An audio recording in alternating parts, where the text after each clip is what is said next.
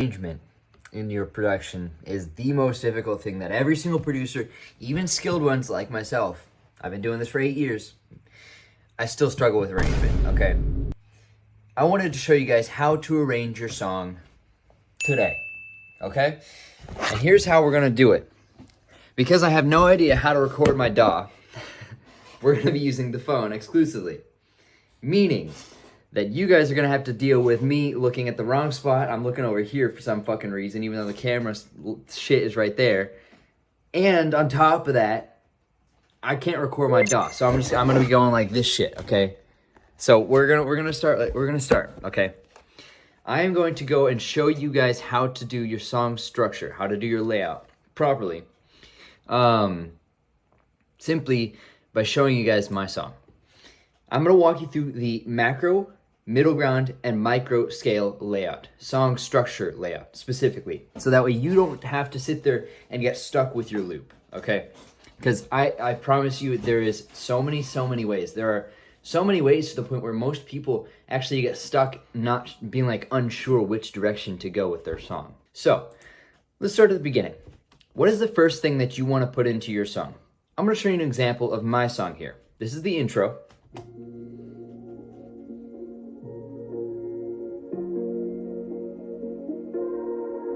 You'll never guess the fucking genre.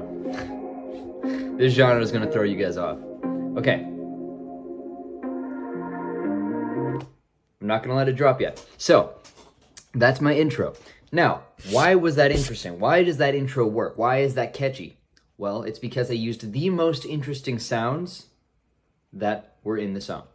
That could be your bass line. That could be your drums. That could be this chord and guitar thing that I have going on here. Along with like a little kind of bass thing going on, okay? But it doesn't always have to be all of your instruments that are exciting or the most exciting instruments. For example, here is the next section. This would be the verse. Now, you may not be able to hear it very well, but here's the verse again. Very strong bass line, right? But not a whole lot going on. Okay, why did I choose this for the verse? Well, the bass line, yes, was exciting, but I wanted it to stand out. And I wanted it to stand out in context with the song already. I wanted to have something interesting first, and then have the bass line take over. Does that make sense? So that was a personal flavor. You could take this in another direction. If you were to remake this song, you could simply take that bass line and redo it, but put it in the intro. Right? It's an interesting sound. It might work. But the way that I did it for this song, I chose not to do that. Okay, that is personal preference, and that's the only reason why I didn't do that. So, you've got the intro, the most exciting sounds, the most exciting sound selection, your favorite sounds, whatever you want to do in the song, right? Depends on your goal, the genre, your decisions, but generally speaking, the interesting sounds that you want to catch the audience with, production-wise, put them at the start because it'll catch the audience that way. Next is your verse. Now your verse needs to have enough room and versatility for the artist to sing something important. You need the focus to be on either the vocals, or if you have a different thing that you're planning for, whether it's a movie soundtrack or a video game soundtrack or whatever it is, you can plan for that as well.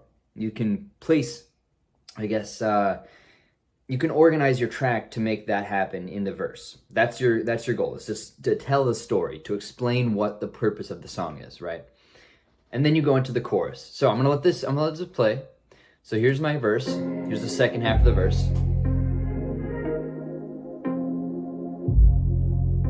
Chorus. Okay. So we've got a flow now. The chorus is supposed to be the memorable part of the song. That is it. That's as simple as it needs to be. You can add melodies, you can add extra drums, just make it catchy. That's your goal.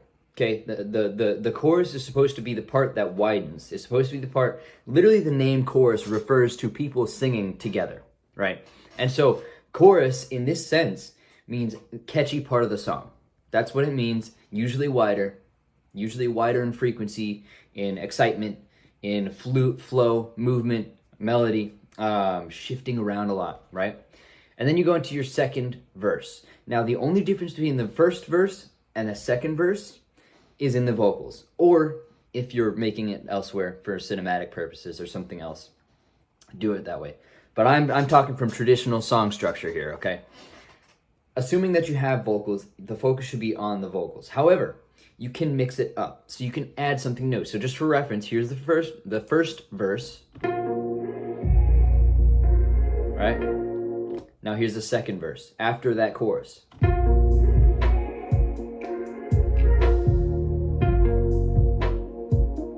Okay.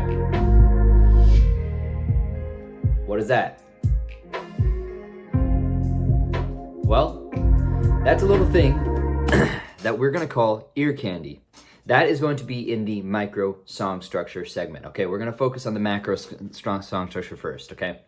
I will refer back to that. So that little gap, I want you to ignore that. Okay, this is still part of the verse. Right here, still part of the verse. After that, still part of the verse. Okay, and then we come into another chorus. Ear candy. That's all chorus, so it started right there. So again, you want to make sure that the second verse is slightly different from the first verse, but still has not so different that it's not supposed to sound completely different. It's just supposed to be emphasized more. I think, at least. That's my personal preference. Emphasized more on the structure and the production aspects of it. Just something new. Some kind of drums, ear candy, whatever. I'll explain ear candy as well in this little bit. But make sure to just take what you had already from the first verse and expand upon it. Don't change it. Expand upon it. Okay, add something to it. In the second verse, okay, so you have first verse, first chorus, second verse. Now we're going to bounce to the second chorus, which you've already heard. So what's different about this second chorus? Well, not much. Except for the ear candy, not much. That's the honest truth. It is a double chorus, meaning you have the same chorus repeating 2 times. Why do I have that? Simply because I wanted to hammer this point home, get it really memorable. Because the next step after your second chorus will be the bridge. The bridge refers to something different. This is where you rehook the audience, okay? So right now, you've been listening to this for 5 minutes. And I have been sparsed out and talking between it, sure. So you've been listening to a total of, let's say, 1.5 minutes, 2 minutes of this song, just back to back to back, right? So now, we're going to hear something completely different. And this different thing is what is going to catch your audience off guard. It's going to pull them away from the original sounds that you have, the original sound selection, literally rehook them and prepare them for another chorus. Meaning, a great way to organize your bridge is to take what you have and make it different. Not add on it like how you did with that second verse, right? But make it different, meaning remix it. New bass line, new melody, new chords, new drums. You don't have to do all of these. You can do 1 or 2, and that's enough. 1 or 2 of those is enough. You can keep the same things you had from before and then just change one thing extra. Add 1 melody. Add 1 this, 1 that. Whatever your song has been lacking previously, put that in the bridge, right? If you're lacking a melody or something like I am here, that's a great way to go. Here's what I did.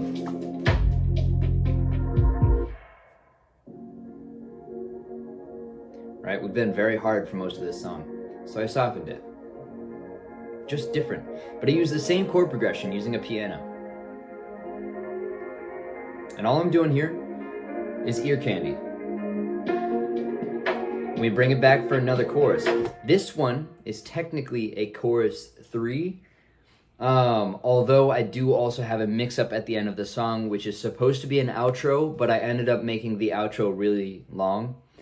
So we kind of have a 4th chorus, and I'll show you that. You don't have to follow that part. This would be typically the end of the song right here. So this is the final chorus. It's supposed to be the most exciting part. So we're building up to a climax right here, right? All the drums are in here. All the mix-ups are in here. Bass line. We added just a little bit of flair in there. A little bit of ear candy. Okay? Now, I didn't feel like this was enough of a final chorus, so this is what I did. I added an outro, right? But halfway through making this outro, I was thinking, damn, I really don't want to be making this particular outro. Like, I would like to make a different kind of layer. So I brought it back, but slowed it down. So this is my outro. And now it's really long, okay? It's kind of convoluted. I want you to ignore my outro.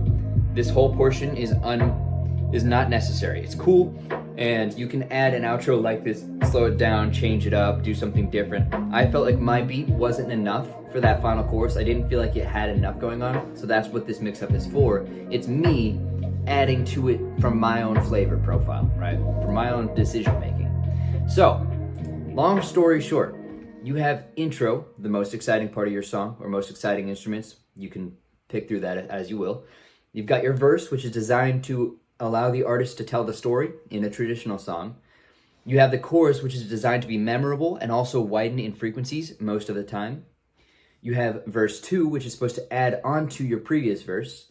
Chorus 2, which you can add on to the previous chorus, or you can keep it the same. It doesn't really matter. As long as it's memorable and the catchiness is still there and prevalent, you can keep it that way. And then you have bridge, which is supposed to sound different. It's supposed to sound completely different and attract the audience so that way they can hear that chorus again.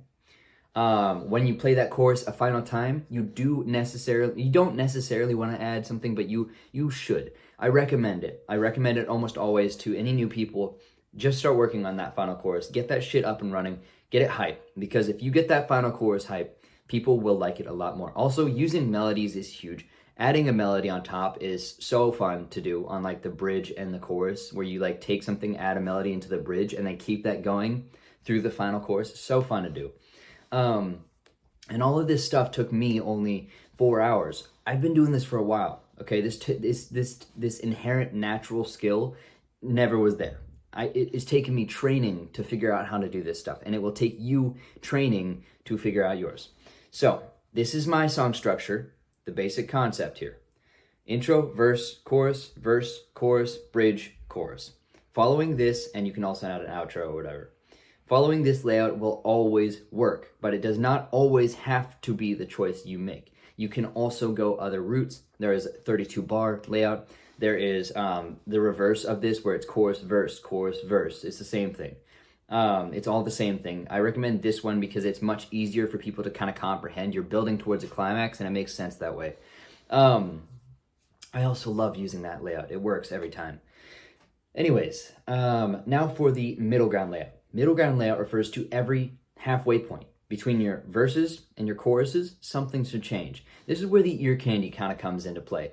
Now, I said I was going to focus on the micro scale layout when I was saying the ear candy and shit. I kind of lied. So let me just show you guys what I'm talking about. This song is a little bit, it kind of break this rule, for example. It's really hard. You don't always have to do this, but this is a good layout. So pretty much every single time, I used to say this a lot more, but I think I'm starting to disagree with myself a little bit more. It's middle ground and micro. Let's assume they're kind of the same thing. They refer to how often things should change within your verses and within your choruses. Okay, let's just consider them the same thing. It makes it easier. Let's say that every 2 bars something needs to change, or every halfway point between the verses needs to change, right? You can do this in a million different ways. It's literally limitless options, okay? I like to use effects and ear candy in order to really accent this. So for example, here's the intro, and listen to how it builds up. This is with a bunch of effects like automation, right? So it's got a lot of reverb, and it's coming in.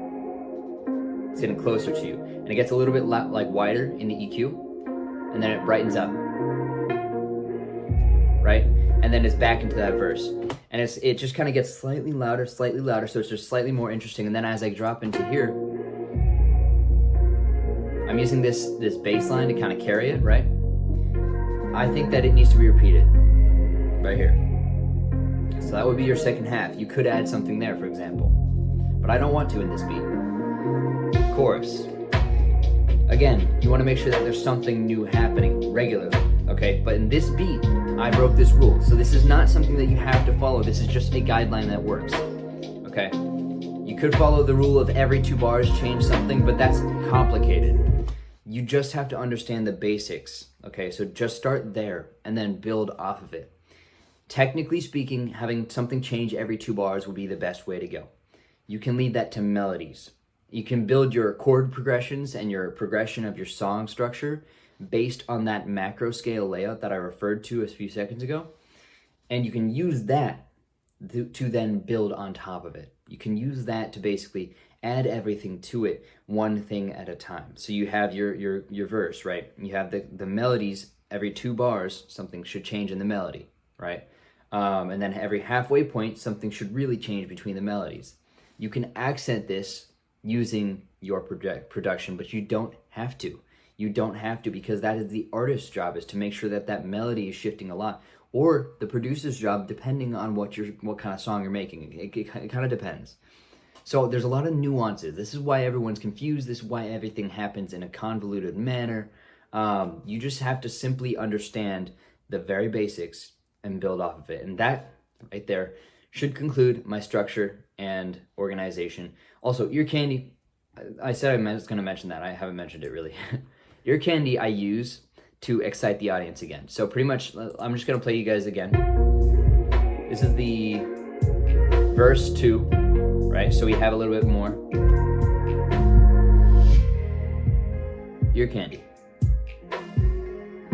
Why did I add ear candy right there? Well, I only added it because I was bored of hearing those drums repeating more than 2 times in a row.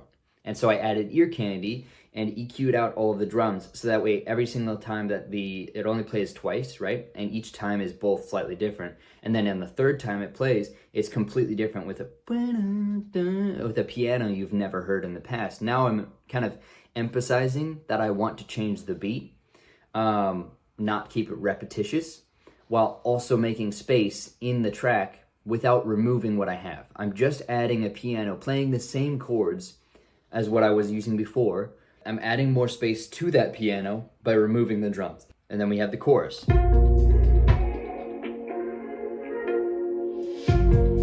Why did I add it there? I don't fucking know. Honestly, bro. It felt right, and that's all that really matters. It felt right, so I leaned into it. And because I leaned into it, it ended up working out for me. I like the way it sounds now, and it's about as simple as it has to be.